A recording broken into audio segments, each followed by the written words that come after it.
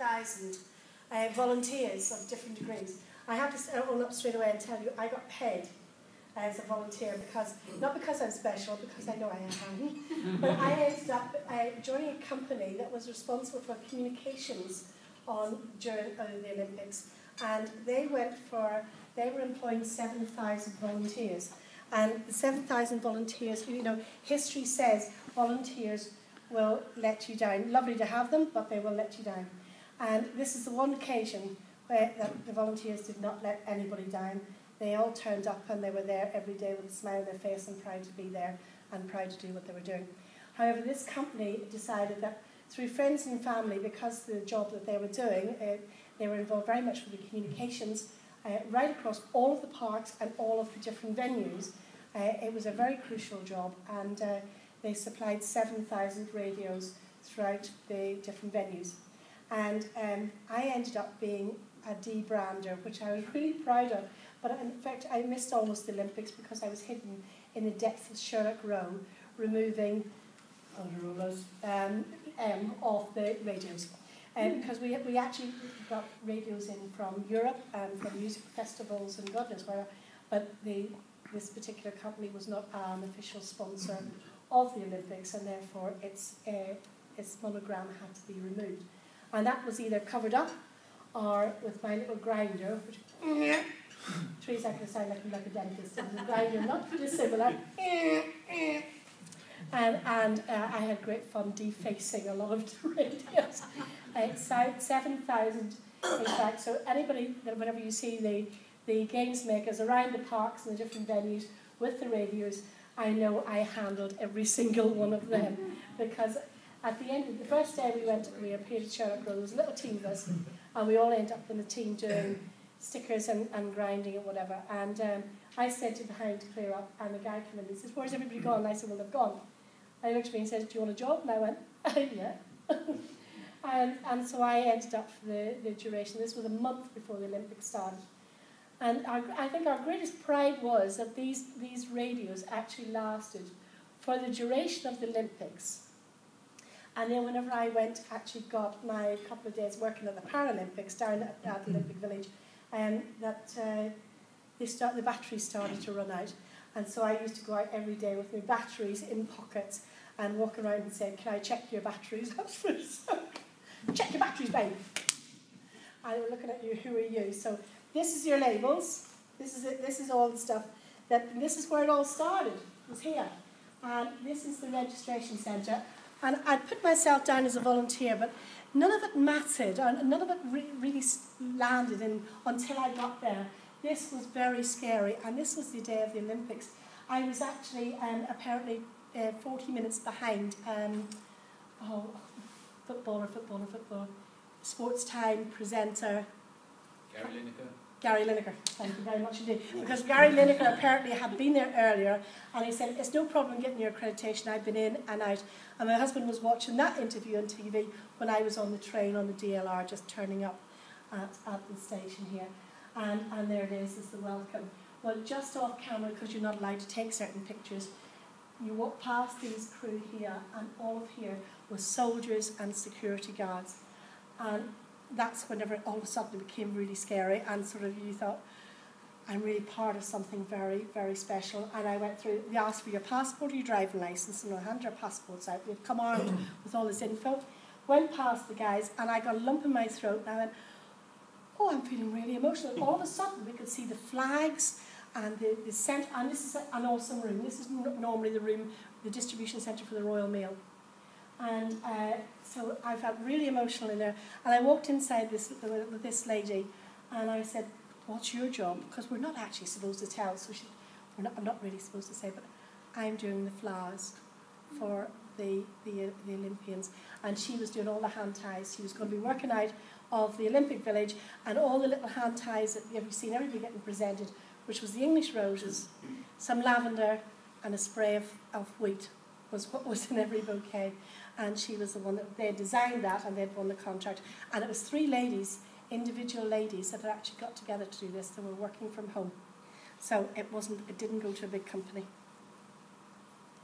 And this was inside that centre. This was us all queuing up. It was a chicane like the post office queue, And the back here was all the other games makers, the officials who have been working at the Olympics for 2 years.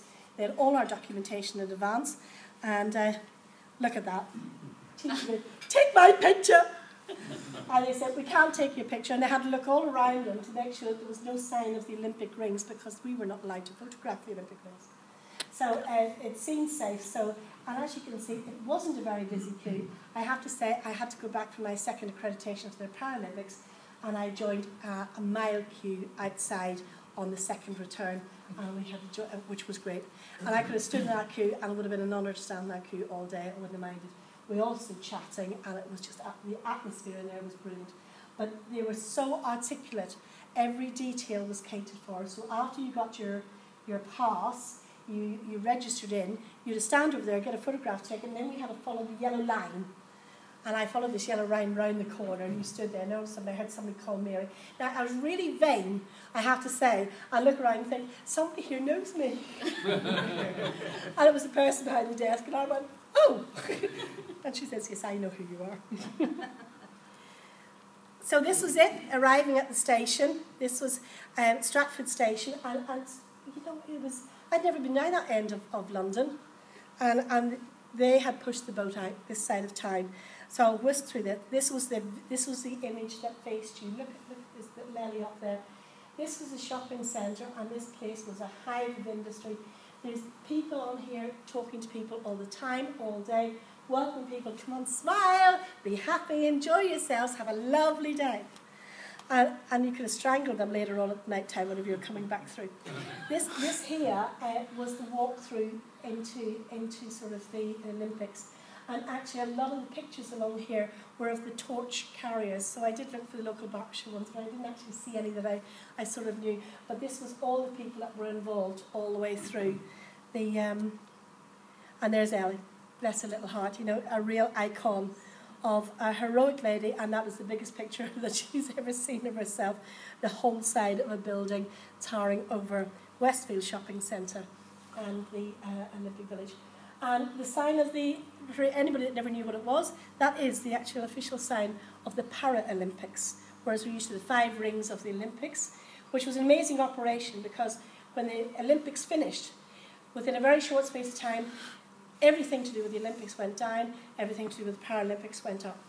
And it was seamless in creating every single, like here, you know, up there, all the 3 languages greeting and meeting everybody all the way in. And that is the aquatic centre just there, the shadow in the background. Actually, just seeing this side of the aquatic centre, this was a brilliant centre, and I actually did get in to see that. The swimming pool down at the bottom, and these sides here, the people sitting on this side, this came down and then rose up the same the other side. So people up there couldn't see across because they literally weren't facing a sloping roof. And it's the centre bit that's real. This here is all staggered seating, and that was the first thing that's going to go. That would go. The velodrome, the aquatic centre can stay. This was all the extra seating. And if you sat up at the top of that, you'd have felt ill, let me tell you, because it was a long way straight down to the pool. You'd have been better off watching it on television. And that was a symbol of almost the Olympics, the arena. Breathtaking building, which was lit up whenever the lights went on at night time in a lovely pink colour and very white lights at the top. And the monument that was created for the Olympics there's a lift up the top of that, and there's a bar up the top. And if you arrived there at 9 o'clock in the morning, you could go up and get a drink at 9 o'clock in the morning there. And this was the stadium, again, stack of seating, and this was for the outdoor arena, and this is where the football went on.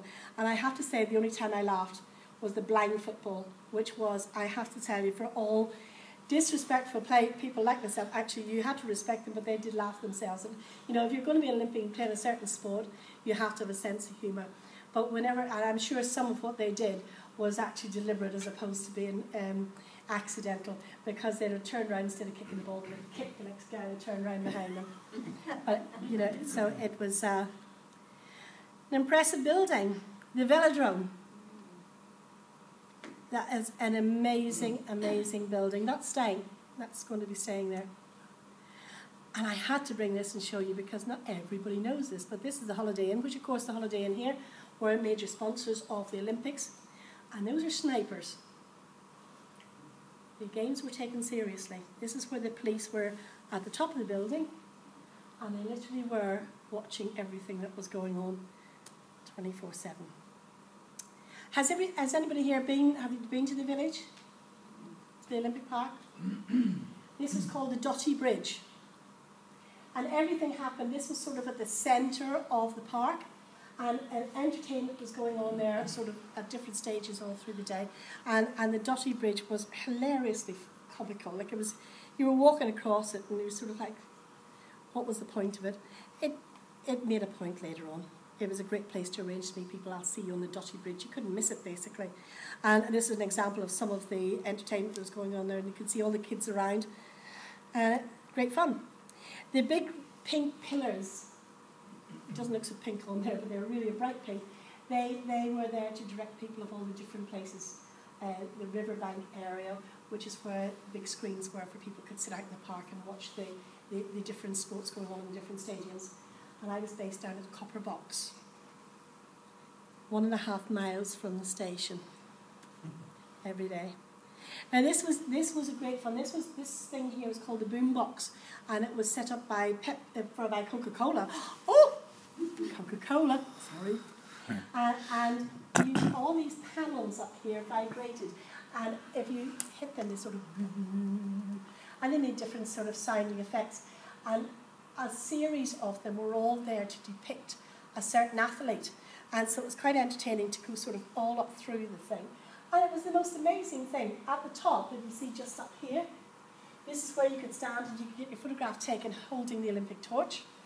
And at the basement, which was pitch black, you got a free bottle of Coke, so it was well worth making the effort. Did you get there, Tim? Did you go to the bottom of the thing? It was well worth making the effort to get to the bottom. Free bottle of Coca-Cola and a party going on the bottom where they all danced. All the staff danced for you. And that was it. That was the Olympic Village. They were just literally across the road from the park.